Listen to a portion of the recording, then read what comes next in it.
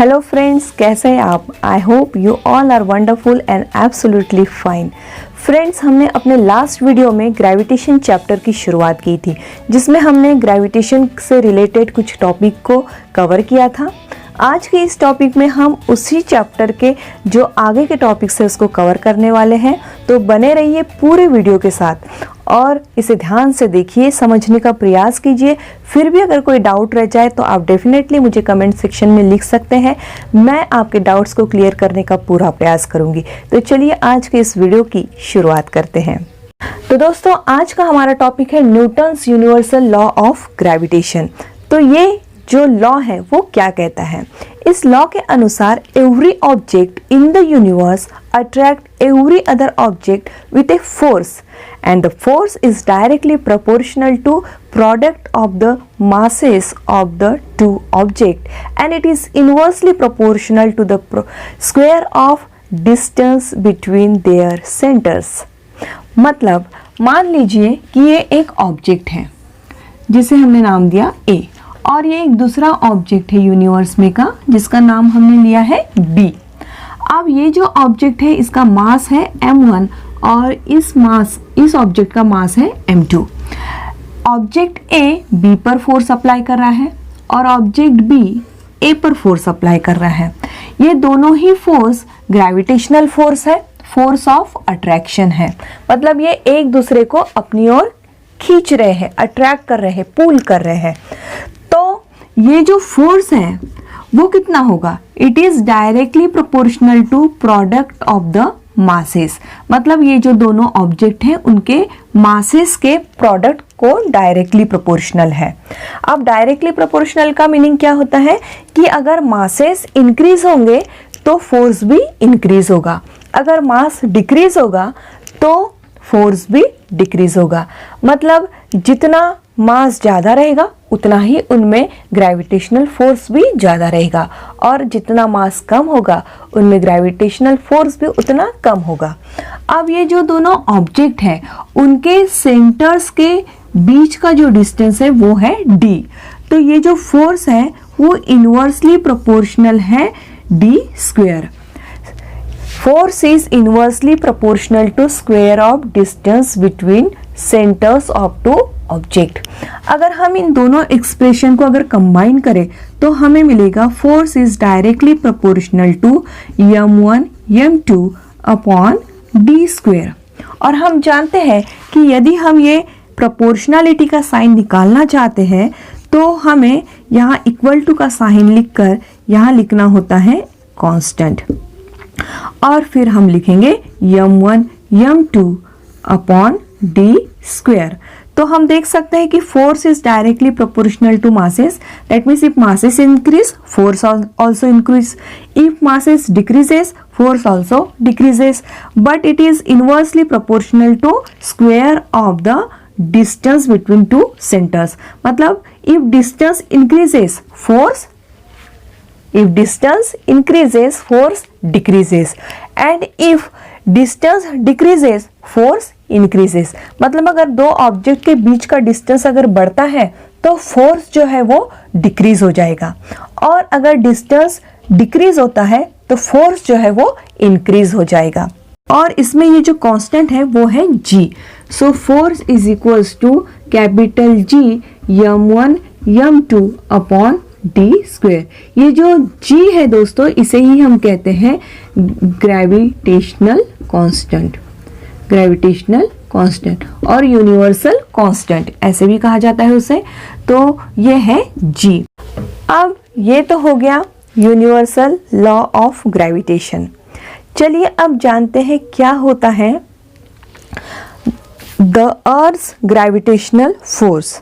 The earth gravitational force on any object due to earth is always directed towards the center of earth if the object is on the earth surface। Earth's gravitational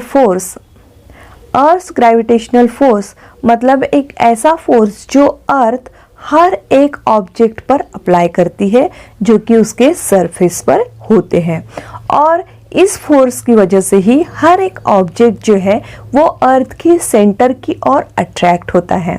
तो ये जो force है, force of attraction which is directed towards the center of the earth is called as earth's gravitational force। अब दोस्तों ये जो expression है इसमें हमें यदि g का यूनिट फाइंड आउट करना है तो वो कैसे करेंगे? तो इस एक्सप्रेशन को हम g के फॉर्म में लिखेंगे। g के फॉर्म में लिखने के लिए हम g को इस साइड में रहने देंगे और बाकी की ये जो टर्म है उसकी साइड हम चेंज करेंगे। अब इधर तो है f, अब ये m1 m2 upon D square अगर हम इधर साइड लेकर आते हैं तो हम जानते हैं कि हमें उसका रेसिप्रोकल लिखना होता है। तो रेसिप्रोकल हो जाएगा D square upon m1 m2। अब इसको हम सीधा करके लिख देते हैं, मतलब g is equals to f into D square upon m1 m2। अब ये फोर्स जो है उसका यूनिट तो हम जानते हैं कि न्यूटन होता है। d जो है वो डिस्टेंस है, तो डिस्टेंस का SI यूनिट होता है मीटर, तो d स्क्वायर है इसलिए मीटर स्क्वायर। और मासेस जो है m1 m2 मासेस जो है इनका जो यूनिट होता है वो होता है किलोग्राम, इसलिए kilogram into kilogram, kilogram into kilogram that is equals to newton metre square kilogram square. तो इसे हम पढ़ते हैं न्यूटन मीटर स्क्वायर पर किलोग्राम स्क्वायर, इसे ऐसे भी लिख सकते हैं। तो ये हो गया g का यूनिट। अब g की जो वैल्यू है ये तो कांस्टेंट है, तो कांस्टेंट की वैल्यू हमेशा फिक्स होती है और वो वैल्यू है 6.673 इंटू 10⁻⁻11 न्यूटन मीटर स्क्वायर पर kg स्क्वायर। तो ये वैल्यू आप ज़रूर याद रखिएगा दोस्तों, न्यूमेरिकल सॉल्व करते समय हमें इस वैल्यू की बहुत ज़्यादा ज़रूरत पड़ने वाली है, तो इसे याद रखिएगा। Now this law means if the mass of one object is double, then force between two objects is also doubled. But if the distance between two objects is doubled, then force is decreases by the factor of 4. That means force become 1/4. कहने का मतलब ये है दोस्तों कि जैसे कि हम ये एक फॉर्मूला देख रहे हैं ग्रेविटेशनल फोर्स का, तो अगर इसमें किसी एक ऑब्जेक्ट का मास अगर डबल कर दिया जाए तो ये जो फोर्स है वो भी डबल हो जाएगा, because force is directly proportional to product of the masses. But if the distance is double, अगर डिस्टेंस को डबल कर दिया तो क्या होगा? If distance is double then force is decreases by the factor of 4। मतलब अगर डिस्टेंस डबल हो गया तो फोर्स जो है वो 1/4 टाइम्स हो जाएगा, मतलब वो डिक्रीज हो जाएगा। अब कैसे? चलिए एक एक्सप्रेशन से इसे क्लियरली समझते हैं। तो मान लीजिए ये हो गया हमारा equation number 1, force is equals to g into m1 m2 upon D square. अब मान लीजिए इसमें ये जो m1 है इसका मास हमने डबल कर दिया तो वो हो जाएगा ट्वाइस m1। अब इस तरह से ट्वाइस m1 होगा तो इसका जो फोर्स है तो इस फोर्स को हम नाम देंगे F1। इस पर क्या इफेक्ट होगा? तो इस इक्वेशन में हम m1 की जगह पर ट्वाइस m1 रख देते हैं, तो g m की जगह पर रख दिया हमने ट्वाइस m1, m2 को एज इट इज लिख दिया और ये हो गया d स्क्वायर। तो अब देखिए इसमें ये g लिख दिया हमने, ये 2 को हम इधर बाहर लिख देते हैं और इधर आ जाएगा m1 m2 upon D square. अब ये जो क्वांटिटी है इसको हम एक ब्रैकेट में ले लेते हैं। अब देखिए अगर हम इसे केयरफुली देखें तो ब्रैकेट में की जो क्वांटिटी है वो यही है g m1 m2 upon D square. तो हम इक्वेशन 2 को अगर देखें तो ये क्या है? f। So F1 is equals to twice F। मतलब ये जो फोर्स है वो डबल हो गया, ट्वाइस F हो गया। कब? जब मास जो है वो एक ऑब्जेक्ट का डबल हो गया। तो इससे हमें क्लियर होता है कि if mass of one object is double then force also doubles, मतलब फोर्स भी डबल हो जाता है। ठीक इसी तरह अब हम डिस्टेंस के बारे में लेते हैं कि जो डिस्टेंस है d, ये मान लीजिए इसे डबल कर दिया, मतलब ट्वाइस d कर दिया, तो क्या फर्क पड़ेगा, इक्वेशन 1 के ऊपर क्या फर्क पड़ेगा, तो F1 is equals to G, M1 M2 masses जो है वो एज इट इज है, लेकिन जो D है वो हो चुका है डबल, मतलब ट्वाइस D हो गया है, तो इसका ट्वाइस D का हम स्क्वायर ले लेते हैं। G M1 M2 और ट्वाइस D का स्क्वायर जो होता है वो होता है 4D स्क्वायर। अब हम क्या करेंगे कि 1/4 को जो है वो आउटसाइड ले लेंगे और बाकी की जो टर्म है वो हम ब्रैकेट में ले लेंगे, तो ये 1/4 हमने बाहर ले लिया और G M1 M2 upon D square. अब आप इक्वेशन नंबर 1 को देखिए, तो ये जो है G M1 M2 upon D square is nothing but F, तो it is equals to 1/4 into F, तो यहाँ हमें मिल F1 is equals to 1/4 F, मतलब जब हम डिस्टेंस को डबल कर देते हैं तब फोर्स जो है वो 1/4 हो जाता है। इस यहाँ हमें ये क्लियर हो रहा है। तो इस तरह से दोस्तों ये लॉ जो है इसका ये करेक्ट मीनिंग होता है। नेक्स्ट पॉइंट ये है दोस्तों कि if the 2 unit masses are separated by unit distance then how much will be the force between these two object। अगर 2 यूनिट मासेस यूनिट डिस्टेंस पर हो तो उनके बीच कितना फोर्स होगा, चलिए देखते हैं। तो इधर M1 और M2 इनके मासेस हैं 1 kg और डिस्टेंस उनके बीच का जो है वो है 1 मीटर। ये सब वैल्यू हम इस इक्वेशन में सब्स्टिट्यूट कर देंगे, तो हमें मिलेगा 1 kg into 1 kg 1 kg into 1 kg upon 1 metre square. Okay, तो इधर ये जो इसका अगर हम सॉल्व करते हैं तो हमें मिलेगा कि 1 सब कैंसिल हो जाएगा, तो force is equals to G। मतलब इससे ये क्लियर होता है कि if 2 unit masses are separated by unit distance then force is equals to gravitational constant। Value of force is also become 6.67 into 10 raised to power minus 11 Newton meter square per kg square। Now what is the direction of this force? अब ये जो gravitational force है उसका direction क्या होगा, तो ये depend करता है दोस्तों कि जिन बॉडी के बीच में ये ग्रेविटेशनल फोर्स अप्लाई हो रहा है उनका शेप कैसा है, क्या वो परफेक्टली स्फेरिकल है। हाँ, अगर वो परफेक्टली स्फेरिकल है उसका डायरेक्शन होगा along the line joining there centres.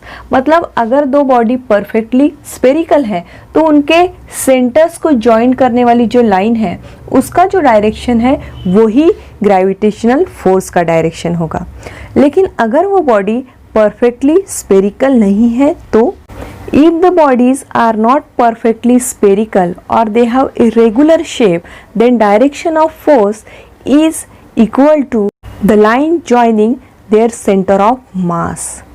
मतलब अगर दो बॉडी irregular shape में है, perfectly spherical नहीं है, तो उनके बीच जो gravitational force अप्लाई हो रहा है उस फोर्स का डायरेक्शन होगा उन दोनों बॉडी के सेंटर ऑफ मासेस को ज्वाइन करने वाले लाइन के अलाउंग। अब ये सेंटर ऑफ मास क्या होता है, तो centre of mass is nothing but a point inside और outside the body at which total mass of the object is concentrated. For spherical object it is centre, for irregular object it can be inside the object or it can be outside the object, and for the object having uniform density the center of mass is concentrated at their centroid। तो दोस्तों ये जो direction है वो 3 तरह से होता है। चलिए एक बार रिपीट कर देते हैं कि अगर ऑब्जेक्ट टोटली स्फेरिकल है तो उनका जो डायरेक्शन होगा, हम किसकी बात कर रहे हैं, direction of gravitational force, direction of gravitational force. So number 1, for spherical bodies. For spherical body, it is along the line joining centers. Centers means centers of the object. And for irregular object or irregular bodies, it is along the line joining their center of masses. And for object having uniform density,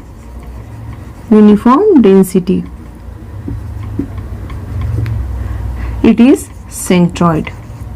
Means center of mass is nothing but the centroid. So it depends on the shape of the object. Next है inverse law of gravitation.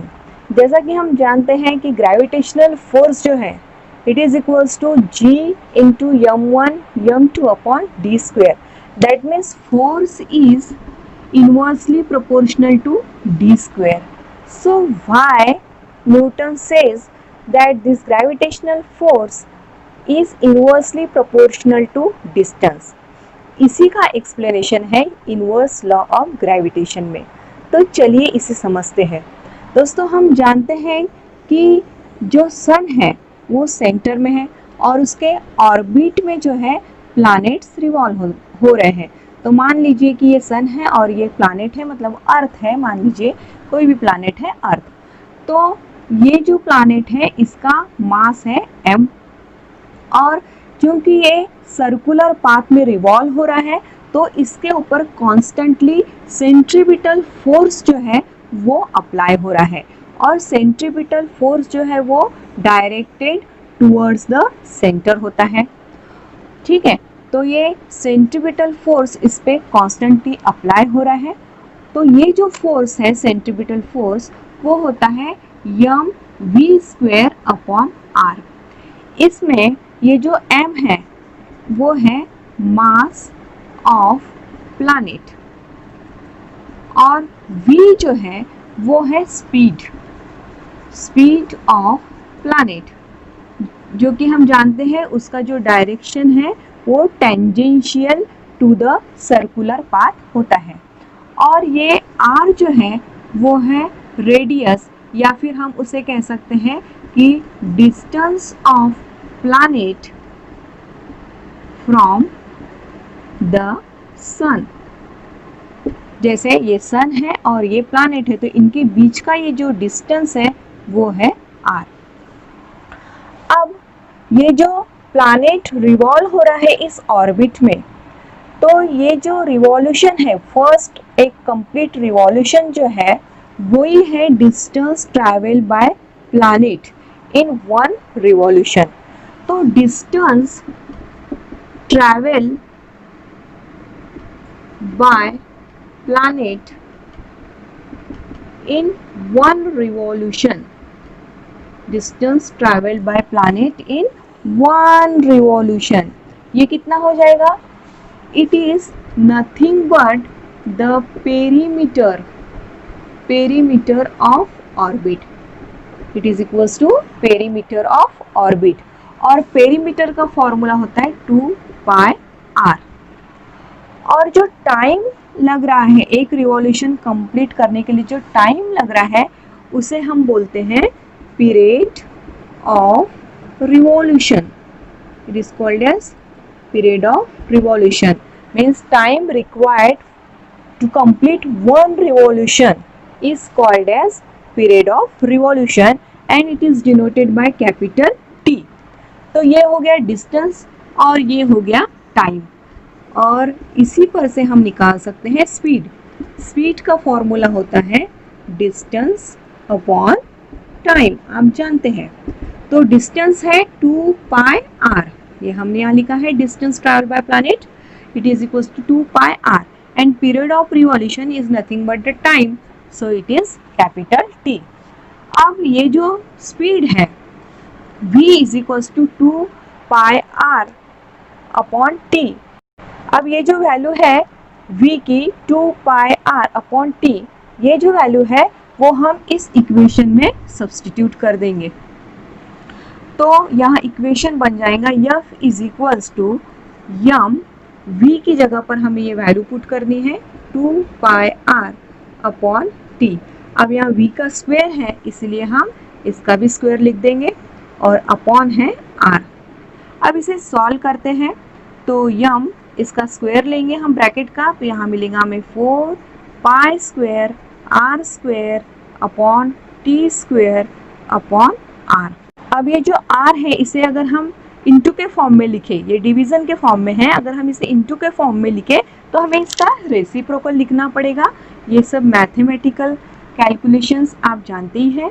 तो f is equals to हम लिखेंगे m 4π square r square upon t square, और ये जो divided by r है उसे हम लिख सकते हैं मल्टीप्लाइड बाय 1 अपॉन r। अब इसमें ये r और r इसमें कैंसिल हो जाएगा, तो यहाँ रहेगा m into 4π square r upon t square. अब हम कैलकुलेशन इजी करने के लिए क्या करेंगे, इसे हम r स्क्वायर से मल्टीप्लाई करेंगे और r स्क्वायर से ही डिवाइड करेंगे। अब इससे क्या होगा, तो ये यम 4π स्क्वायर, अब इसमें देखिए ये जो r और ये r स्क्वायर है इसका प्रोडक्ट हो जाएगा r क्यूब, और ये जो t स्क्वायर है इसको हम इधर लिख देंगे इसके नीचे, तो ये आ जाएगा t स्क्वायर, और ये जो r स्क्वायर है उसको हम इधर लिख देंगे। तो देखिए हमें क्या मिल गया, इसे हम थोड़ा और सिस्टमेटिक लिख देते हैं 4 m pi square upon r square into r cube upon t square. तो ये जो है ये according to Kepler's third law, Kepler's third law में हमें दिया है कि k is equals to T square upon r cube. तो यहाँ है r cube upon T square, तो इसे हम लिख सकते हैं 1 अपॉन k, राइट। अगर हम इसका रेसिप्रोकल ले तो ये मिलेगा हमें r cube upon T square, जो कि यहाँ दिया हुआ है, तो इसलिए हम लिखेंगे 1 अपॉन k, और यहाँ आ जाएगा इनटू में 4 m pi square upon r square. अब इसमें देखिए कि 4 कांस्टेंट है, यम जो है मास ऑफ प्लैनेट ये भी कांस्टेंट होता है, पाई की वैल्यू भी कांस्टेंट ही है और ये भी कांस्टेंट ही है, मतलब ये सब कुछ कांस्टेंट है, तो यहाँ हम लिख सकते हैं कांस्टेंट। इस तरह से हमें यहाँ मिल गया force is equals to constant into 1 upon r square. इसे मैं यहाँ लिख देती हूँ F is equals to constant into 1 upon r square. तो इस पर से हम समझ सकते हैं कि ये जो सेंट्रीपिटल फोर्स है it is also depend inversely on the distance of the planet from the sun. यही कहलाता है दोस्तों इनवर्स लॉ ऑफ ग्रेविटेशन।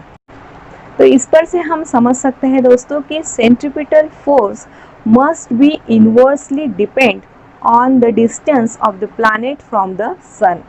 वैसे दोस्तों ये जो ग्रेविटेशनल फोर्स है ये बहुत ही वीक फोर्स है, मतलब यूनिवर्स में जो 4 फंडामेंटल फोर्स एग्जिस्ट होते हैं, जो कि है electromagnetic force, gravitational force, weak interaction force and strong interaction force. इन चारों फोर्स में सबसे वीकर अगर कोई फोर्स है तो वो है ग्रेविटेशनल फोर्स।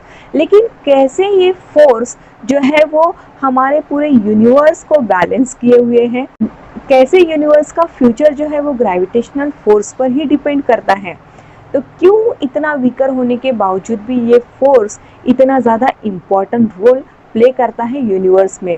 तो वो इसलिए दोस्तों कि भले ही ये फोर्स वीकर है लेकिन ये जो प्लानिटरी ऑब्जेक्ट है, जो स्टार है, सन है या फिर जो अलग अलग प्लैनेट्स है, इनके मासेस जो है वो बहुत ज़्यादा है और इसीलिए ग्रेविटेशनल फोर्स जो ये अप्लाई कर रहे हैं वो भी ज़्यादा है और उसका जो इफ़ेक्ट है वो बहुत ही ज़्यादा इम्पॉर्टेंट रोल हमारे यूनिवर्स में प्ले करता है।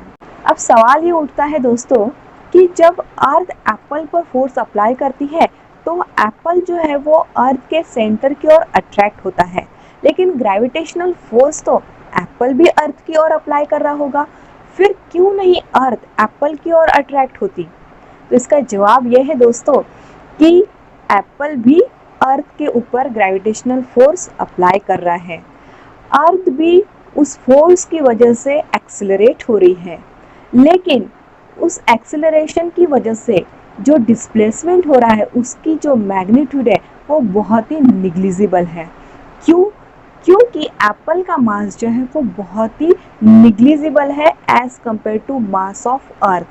अर्थ का मास बहुत ज़्यादा है, एप्पल का मास उसकी तुलना में बहुत ही कम है, और इसीलिए जो ग्रेविटेशनल फोर्स का इफ़ेक्ट है वो निग्लिजिबल है, जो कि हम एक्सपीरियंस नहीं कर पाते। हम भी अर्थ पर फोर्स अप्लाई कर रहे हैं, अर्थ भी हम पर फोर्स अप्लाई कर रही है, लेकिन क्यों अर्थ हमारी ओर अट्रैक्ट नहीं हो रही है? हो तो रही है, लेकिन इतने कम प्रमाण में हो रही है कि जो कि बहुत ही ज़्यादा निग्लिजिबल है। एक और इंटरेस्टिंग सवाल, मून पर अर्थ जो है ग्रेविटेशनल फोर्स अप्लाई कर रही है।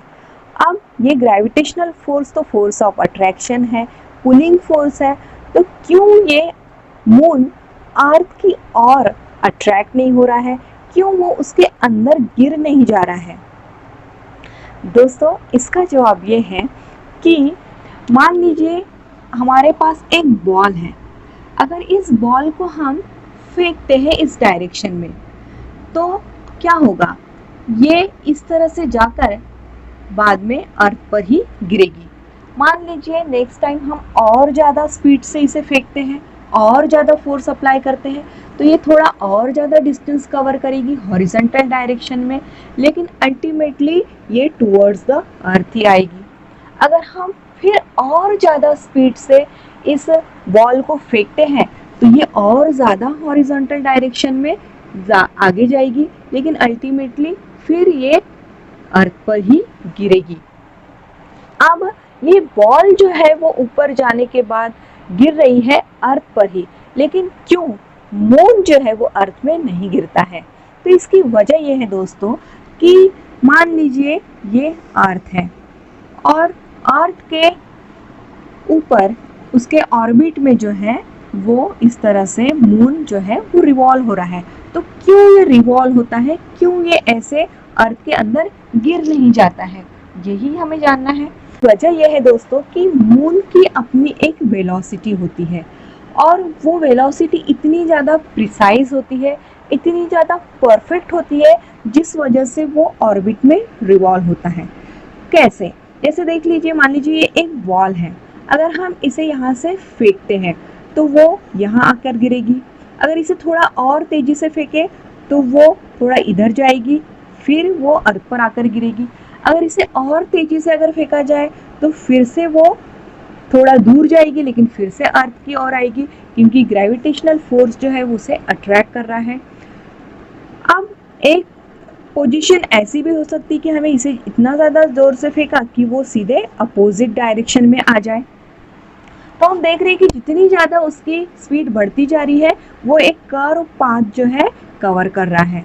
तो इस तरह से वो और इधर आएगी, फिर इधर आएगी, और एक पोजीशन ऐसी आएगी कि वो सीधा एक सर्कुलर पाथ जो है वो कवर करेगी। मून के साथ ऐसा ही हो रहा है। मून की अपनी एक प्रिसाइज वेलोसिटी है, जिस वेलोसिटी से वो घूम रहा है। ठीक ऐसा ही आर्टिफिशियल सैटेलाइट के साथ भी होता है। उनकी जो वेलोसिटी होती है वो इतनी ज़्यादा प्रिसाइज होती है, इतनी परफेक्ट होती है कि जिस वजह से वो अर्थ के ऑर्बिट में रिवॉल्व कर पाते हैं।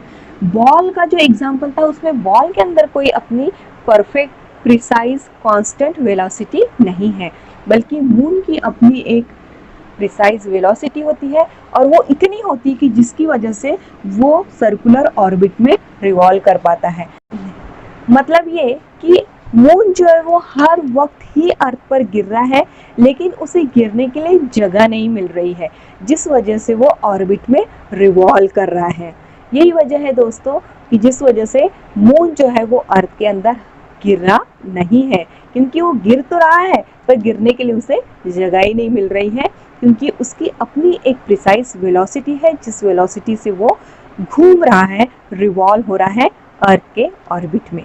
ग्रेविटेशनल फोर्स का एक और इंटरेस्टिंग एग्जांपल है दोस्तों high tide and low Tide.